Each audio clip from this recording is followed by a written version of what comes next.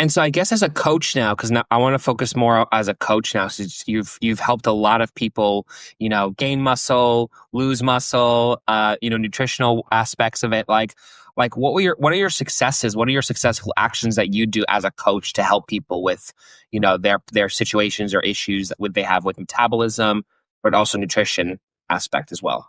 Yeah, so if people sign up to me, you to work with me one on one, like I'm updating their macros every single week and I'm messaging with them on Slack on a daily basis.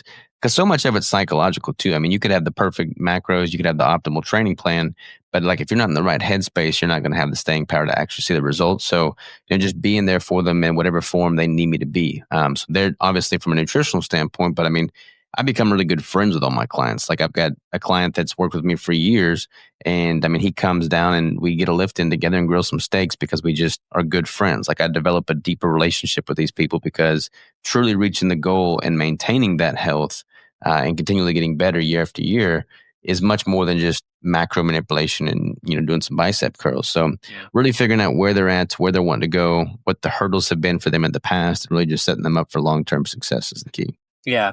Have you ever come across a patient or not a patient, but like a client of yours where like they were just so mentally unstable that you had to help them? Because I'm sure the first step of it, I'm sure, has to be some mental mindset of like how to actually do it and actually getting them to do it.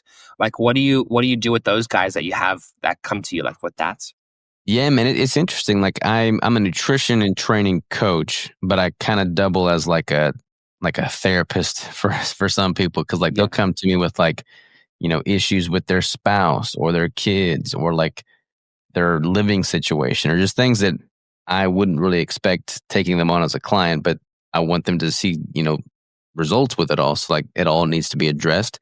So just kind of being there for them, being an accountability person, being there to talk them off the edge when they're like feeling down and all their friends want to go to the bar and drink a bunch of booze and stuff, like being there for them so that I can meet them where they're at and, remind them as to why they're doing this in the first place. Like it's not about just simply getting shredded and looking good naked. Like you also want to be there for the long haul and have the health so that you're able to, play with your grandkids when you're in your 70s and 80s. And if you live the right lifestyle now and you build the right habits and you have the right mentality, then you've got the staying power there necessary to see that long-term continued success with it. Awesome. Yeah. I think it's interesting too, because I know nutrition and just the actual physical of moving your body just helps a lot in a lot of different ways, just moving the joints, the muscles, and I think also too, now that you mentioned is the mindset is actually just such a powerful tool that people have so that they can actually overcome things. I know a lot of people, especially around my age, like I'll be 30 in July, by the way. So I know a lot of people who are like my age or a little younger, they're like kind of like had this anxiety, this stress, and just they can't do it because it's just like, I don't know how can I do this? And they kind of worry about how to actually do it rather than just doing it. Yeah, I mean, we've all got stressors in our life. Like everybody's fighting a battle in some form or fashion. And, for me, it's like whatever hell I find myself in, if my nutrition and training are dialed in as like a non-negotiable, then I've got a solid foothold to climb out of that depth wherever I'm at. So like I've got all kinds of stressors with the business. Like I've had panic attacks, like I've gotten zero sleep multiple nights in a row. Like it Wow. happens to the best of us. But like for me, if I've got that solid footing with my nutrition and training, at least my body is getting the nutrition it needs, the micronutrients it needs, and the movement it needs to be able to like hold a steady constant and then just build up from there. So, I mean, it's super important, man. I mean, like health, nutrition, training, like that's the closest thing we've found to the fountain of youth. And if you set yourself up for success with that, then you'll just continually get better year after year. I mean, I've got one client right now that's 72 years old and he just started lifting.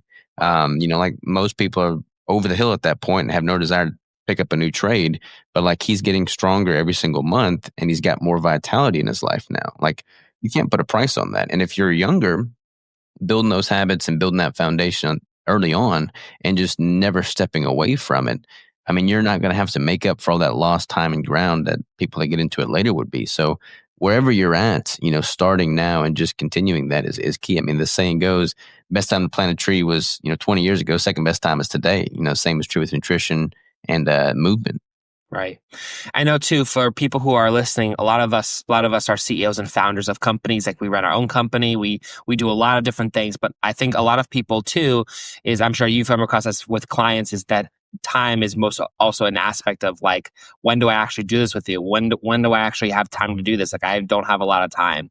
What do you, with people like that, like what do you do to handle those those considerations, those ideas, of handling time?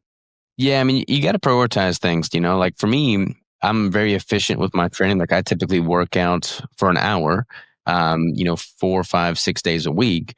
And that hour is typically allocated for one of the first things I do in the morning. So before I start answering emails, before I start messaging clients, before I start working with suppliers, I'm focused on getting in, having that training time and just getting that knocked out because that sets the stage, the tone for the rest of the day. So I have that non-negotiable. I get it knocked out, and it's never left lingering. Like if I had waited until after I'd had a busy day of, headaches and fighting fires, and it'd be easier to talk myself out of going or training.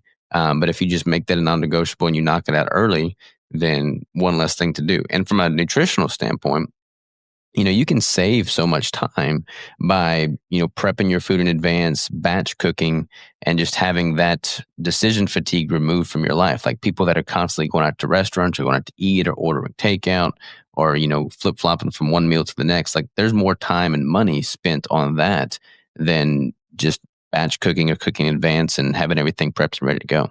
Hmm. Yeah, I can see that because also too, like for a lot of us, we are either cooking or we're going out because we don't have sometimes we don't have time, so we go out to eat. But when we have time, we cook. It's kind of like a funny thing because like everyone kind of does that where either they kind of do one or the other. But like with people with no Yeah. time, I've noticed they definitely just kind of go out and spend a lot of money on pretty much garbage. I would say from all the the things that they're buying or they're eating, or what the food is cooked with, all that stuff. Which I'm sure you have. I'm sure you have an opinion about that. Yeah, yeah. I mean, and from a time standpoint, like if I'm really dialed in for a prep, like I'll typically cook all my meals on Sunday for the week, and I'll spend maybe 2, 3 hours cooking on Sunday. But then I have zero time the rest of the week allocated towards food prep and finding nutrition for myself. Like it's in the fridge, it's in Tupperware, it's ready to go. I just grab it, heat it, and eat it. So like the amount of time saved is significant, and obviously you save a lot of money in the process too, and it's a higher quality food. Right.